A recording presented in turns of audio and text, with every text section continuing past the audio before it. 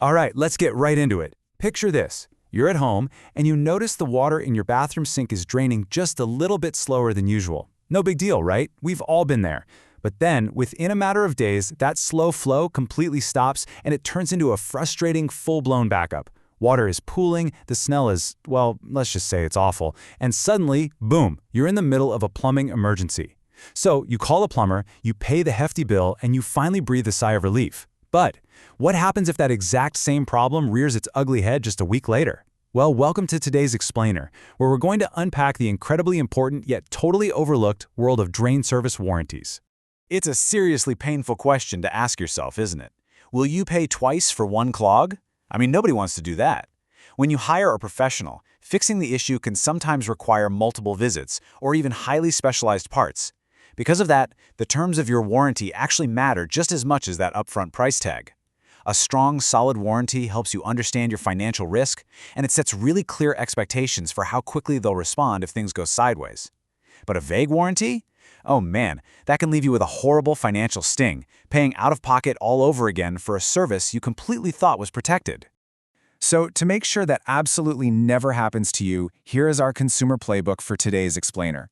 First, we'll cover the vague warranty trap. Second, defining your core coverage. Third, exclusions and the fine print.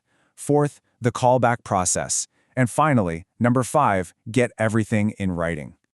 All right, kicking things off with Section 1, the vague warranty trap, risk versus reality. Look, it really boils down to this. A vague warranty basically guarantees you're going to be paying again. If you don't take a quick minute to clarify exactly what's covered if a problem pops back up after the plumber leaves, you are leaving yourself completely vulnerable. It's so crucial to understand your risk and set those expectations before a wrench is even lifted. If you don't, well, you might just find yourself stuck with unexpected, recurring bills for the exact same drain issue, and literally no one wants that. Moving right along to Section 2, defining your core coverage. Essentially, what exactly are you buying? You really need to start by breaking down exactly what you're paying for, and you do that with a super direct question. What is actually covered here? Are we talking just labor? Are parts covered, or is it both? You also need to know if the warranty covers the specific repair method they used. Are they replacing a section of pipe, reseating a fitting, or, digging out a massive tree root? But here is the biggest distinction of all. Treating the symptom versus treating the root cause. Treating the symptom is like plunging a service level backup. Treating the cause is getting in there and removing that underlying tree root deep in the system. You absolutely have to know if you are being guaranteed a quick fix for the symptom or a permanent cure for the cause. Okay, so timing is also absolutely crucial. You have to know exactly when your coverage begins, because warranties vary wildly on how long they last. You have to ask, how long is this warranty good for, and when does the clock actually start ticking? Does it start on the day they install a new part? Or maybe it's the completion date of their final visit. Or, and this is a big one, maybe it only kicks in on the date you physically sign off on the paperwork. This is especially vital if your repair involves multiple steps, like an initial camera inspection, then excavation, and then finally restoration. You must ask if the warranty applies to all of those steps or just that final phase of the project. Which brings us right to our next point. You've got to match your warranty to the actual scope of work. Drain services are a massive spectrum, from basic clearing to highly complex whole-yard pipe repairs. If you're paying extra for a camera inspection, ask if that impacts the warranty terms. If your plumber identifies a likely cause but only repairs a tiny portion of your system, you really need to confirm if the warranty covers just that specific little limitation. You don't want broader issues being excluded simply because the plumber didn't fully address them in that single visit.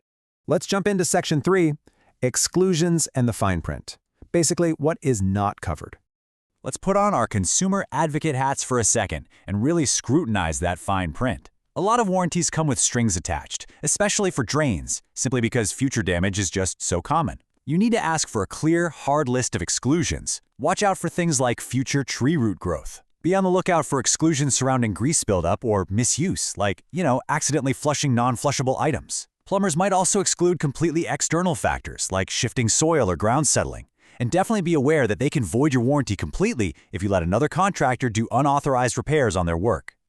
And this leads us to a super empowering question you should absolutely ask. What evidence is required for an exclusion? Let's say your plumber claims the warranty doesn't apply to this brand new backup. Well, how exactly do they determine that? Ask them up front what evidence they need, like are we talking new camera footage or fresh inspection results, before they can legally shrug their shoulders, say it's outside your coverage, and deny your claim. Seriously, don't just take their word for it, require the proof. Now what about the parts themselves? If components are being swapped out during the job, ask what materials are going in. You obviously want to ensure they're using approved materials that meet local standards, but more importantly, ask about dual warranties.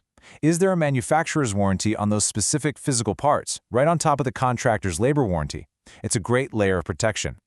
Always request documentation for replacement components so you have hard proof of the materials they actually used. On to Section 4, the callback process, or as I like to call it, the emergency protocol. Let's be real, a warranty is literally useless if it doesn't trigger a fast, straightforward reservice when you're suddenly standing ankle-deep in water again. You need to ask, if this problem comes back, what happens next? Walk through these specific steps with them. First, proof of notice. How quickly do you need to call them? Do you need to snap photos or take a video? Second, waive diagnostic fees. Confirm if they'll actually schedule a follow-up without charging you a fee just to walk through your front door, and ask what their typical turnaround time is. Third, troubleshooting and reservice. Ask if the warranty covers the labor to troubleshoot the new issue, not just swapping out the original part. Accurately assessing the cause is step 1 to permanently resolving a recurring drain nightmare. Okay, listen up, because here's a massive hidden loophole we need to close right now. If the plumber tells you to follow certain maintenance habits to keep your warranty valid, maybe they say you need to limit what goes down the garbage disposal, or you have to use a specific hair strainer in the shower, request those exact proper use instructions in writing. You must clearly understand what they define as proper use so they can't turn around later and claim you voided the whole warranty through negligence. Which brings us to Section 5, the grand finale. Get everything in writing, the golden rule. We've reached the final and, honestly, the most crucial phase of our playbook here. You must move from a casual, he said, she said verbal promise to concrete written protection. When warranties are just discussed out loud, those little details have a funny way of drifting away when schedules get busy. You must ask the plumber to provide the warranty terms in writing. Lock this down before any work actually begins, ideally right there on the estimate, the invoice, or a signed service agreement. Make sure you see all the specifics we've been talking about, the duration, exactly what's covered, the exclusions, and the claim process. And hey, if their paperwork is just a wall of confusing legal jargon, ask them to write up a plain language summary that you can actually understand and keep for your records. There's a quote directly from our source material that I think just completely nails the bottom line here. Taking 5 minutes to confirm warranty terms can save time, cost, and stress later. And that is exactly why this short little checklist is so incredibly valuable to have in your back pocket. Having a clear, written agreement is quite literally the only way to ensure you aren't left guessing when things suddenly go wrong. So I'm going to leave you with this one final provocative thought. Who pays if your drain issue returns tomorrow?